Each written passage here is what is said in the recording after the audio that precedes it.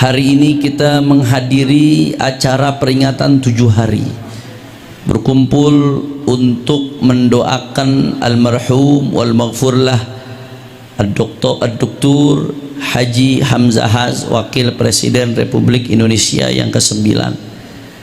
Tadi sebelum saya jalan kemari, saya dititipkan pesan dari ayahanda Sayyidil Walid Dr. Al-Habib Muhammad Rizik bin Hussein bin Shihab, yang mana dulu almarhum dengan beliau hubungannya sangat dekat, menitipkan salam untuk keluarga besar almarhum.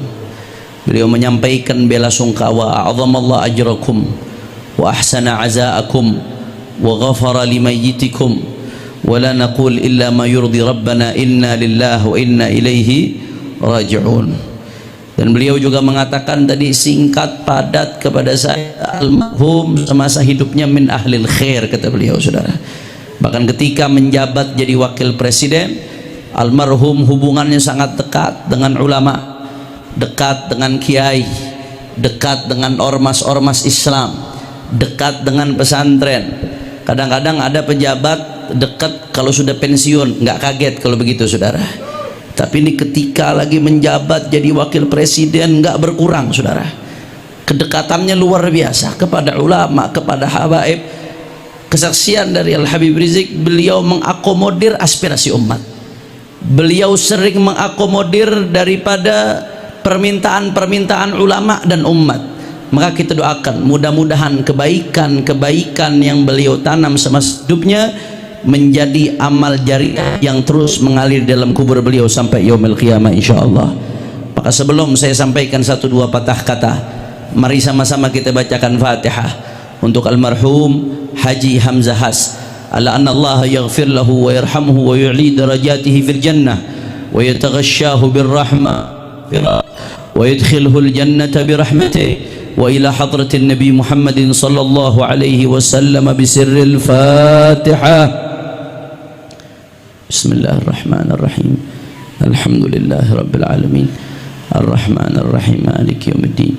Iyyaka na'budu wa iyyaka nasta'in. Ihdinas siratal mustaqim, siratal ladzina an'amta 'alaihim ghairil maghdubi 'alaihim waladdallin. Amin. Saudara, malam hari ini kita kumpul dalam rangka 7 hari mengenang dan mendoakan almarhum. Mungkin ada yang bertanya, Habib, kenapa sih orang-orang tua kita ngajarkan kalau ada yang meninggal tahlil hari pertama, kedua, ketiga, sebagian sampai 3 hari, tapi kalau orang Betawi dan umumnya sampai 7 hari berturut-turut tahlil. Bahkan bukan cuma 7 hari, biasanya selesai 7 hari ada lagi ke berapa? 15, 14. Setelah 14 ada lagi 40 hari. Setelah 40 hari ada lagi biasanya 100 hari. Setelah 100 hari biasanya ada lagi 1 tahun, haul. Setelah 1 tahun bahkan sebagian ada juga yang menjalankan 1000 hari, seperti di Jawa Timur, Jawa Tengah itu ada 1000 hari biasanya, saudara. Untuk apa itu semua? Mungkin sebagian ada yang bertanya, sebagian memandang padahal Rasulullah Shallallahu Alaihi Wasallam itu nggak dibikinin tahlil sampai 7 hari. Nggak ada acara 40 harian Rasulullah, sahabat nggak bikin. Begitu juga ketika ada sahabat yang meninggal itu tidak ada. Tapi apa tujuan daripada acara-acara seperti ini? Tidak lain dan tidak bukan, intisarinya adalah doa, saudara. Urusan penentuan tanggal dari orang-orang tua kita itu pendisiplinan saja. Mungkin orang-orang soleh bisa menjangkau ada rahasia di balik itu yang tidak terungkap bagi kita. Akan tetapi urusan penentuan tanggal ini pendisiplinan. Karena kita ini kalau nggak ditentukan, nggak dibiasakan, kita akan tinggalkan itu doa, saudara. Maka kecerdasan orang-orang tua kita, para kiai, para ulama, para tuan-tuan guru didisiplinkan.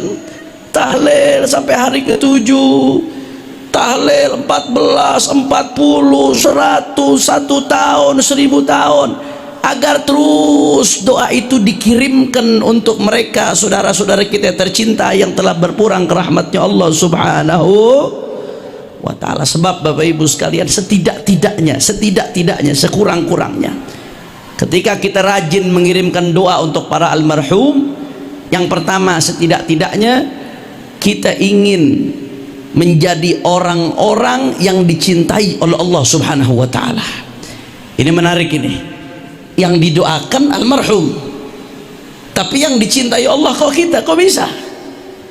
Jadi orang-orang yang dipuji oleh Allah Subhanahu wa taala, padahal kita kumpul mendoakan. Kok bisa kita yang kumpul, keluarga yang mengadakan, malah menjadi orang yang dipuji dan dicintai oleh Allah?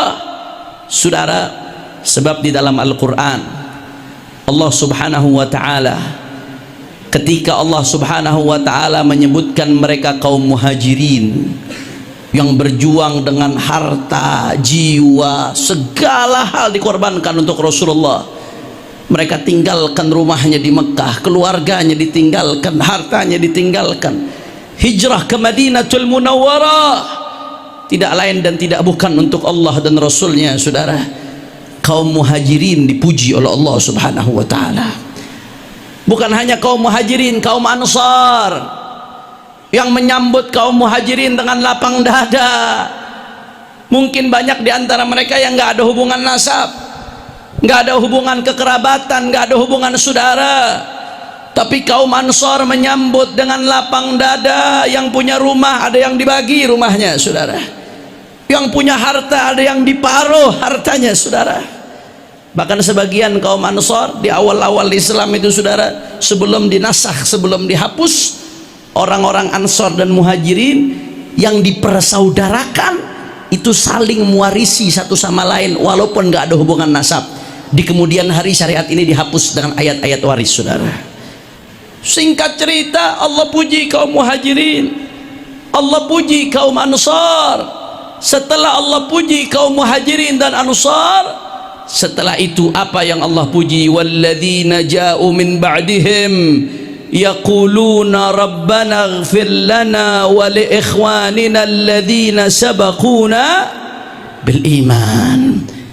Kata Allah, dan orang-orang yang datang setelah mereka muhajirin dan ansar, yaitu para tabi'in, tabi'it tabi'in wa tabi'ina lahum bi ihsanin ila yaumiddin. Allah enggak bataskan generasi tabi'in, tabi'it tabi'in terus sampai yaumil qiyamah. Ayat ini enggak membataskan, saudara. Walladzina ja'u min ba'dihim, kata Allah taala, yang datang setelah generasi muhajirin dan ansar, yaquluna rabbana ighfir lana, ya Allah, mereka berdoa, ampuni kami, wa li ikhwanina alladzina sabaquna bil iman, dan ampuni saudara-saudara kami yang telah mendahului kami dengan keimanan. Saudara, artinya apa? Ada kelompok yang Allah posisikan setelah muhajirin dan ansar. Mereka adalah kelompok yang suka mendoakan mereka yang telah mendahuluinya kepada Allah membawa keimanan, saudara. Kelompok yang suka mendoakan pendahulu-pendahulunya yang telah berpulang ke rahmatnya Allah Subhanahu wa ta'ala. Jadi luar biasa. Maka insya Allah sebagaimana kelompok ini Allah Ta'ala golongkan termasuk yang diposisikan setelah muhajirin dan ansar. Diposisikan setelah muhajirin dan ansar ini kemuliaan, Pak Bu. Orang diposisikan sejajar dengan pejabat saja kalau di acara sebagai VVIP itu dianggap kemuliaan. Tapi ini golongan yang ketiga yang suka mendoakan para almarhum. Allah posisikan di ayat disejajarkan dengan muhajirin dan ansar, saudara. Insya Allah mudah-mudahan kita yang berkumpul, khususnya keluarga yang ditinggalkan, yang mendoakan para almarhum, menjadi hamba-hamba yang dipuji oleh Allah Subhanahu wa ta'ala. Amin ya rabbal.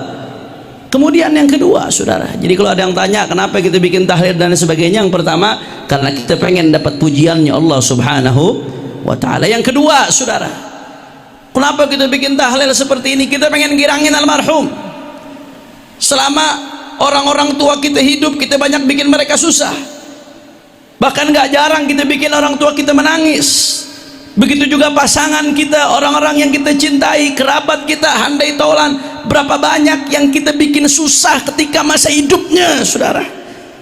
Tapi setelah mereka wafat ada cara supaya kita bisa bikin gembira mereka. Bagaimana caranya?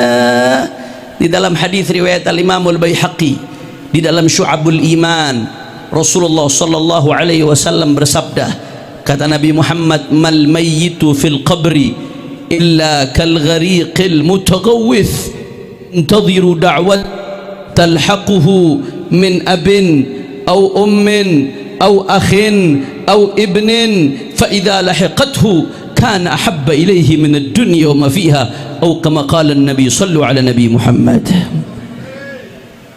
Kata Nabi sallallahu alaihi wasallam, perumpamaan mayit dalam kubur saudara itu kal ghariqil mutaghawwith, seperti orang tenggelam yang lagi mati-matian nyari pertolongan. Itu perumpamaan mayit dalam kubur.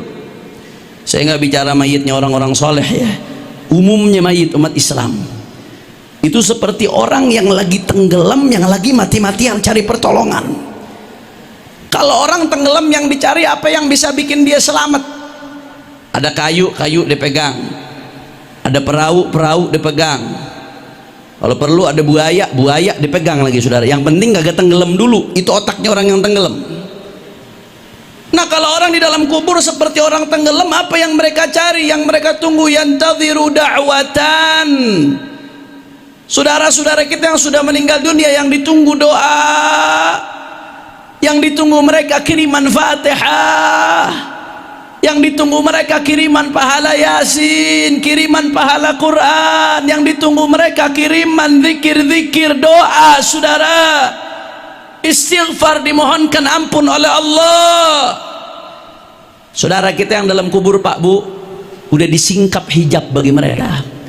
Mereka udah nggak peduli seberapa tinggi jabatan kita, udah nggak peduli. Mereka udah nggak peduli seberapa banyak isi tabungan kita, mereka udah nggak peduli saudara. Mereka udah nggak peduli seberapa banyak tanah kita, aset kita, udah nggak peduli. Yang di dalam kubur itu udah disingkapkan hijab, Allah udah bukakan hakikat. Yang mereka peduli seberapa banyak yang Anda kirimkan untuk mereka. Fa idza lahiqathu kana ahabba ilaihi minad dunya wa ma fiha.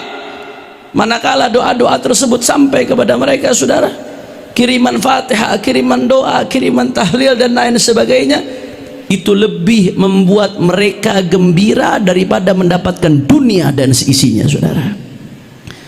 Mudah-mudahan malam hari ini almarhum kuburnya digembirakan oleh Allah subhanahu wa ta'ala. Amin ya rabbal alamin. Makanya kekuatan doa untuk orang yang sudah meninggal itu nggak main-main Pak. Nggak main-main. Sampai-sampai ulama salaf ada yang mengatakan laula du'aul ahya lahalakatil amwat. Yang diharapin oleh mayit-mayit dalam kubur itu doanya orang yang masih hidup. Kalau bukan karena doanya orang yang masih hidup, lahalakatil amwat, celaka itu mayit dalam kubur saudara. Saya jadi teringat satu kisah. Al-Imam Qutbul Irsyad Ghawthul Ibad wal Bilad Al-Habib Abdullah bin Ali bin Muhammad Al-Haddad, di dalam kitabnya Sabilul Iddikar wal I'tibar fima yamurru 'ala al-insan wa yanqadi lahu min al-a'mar.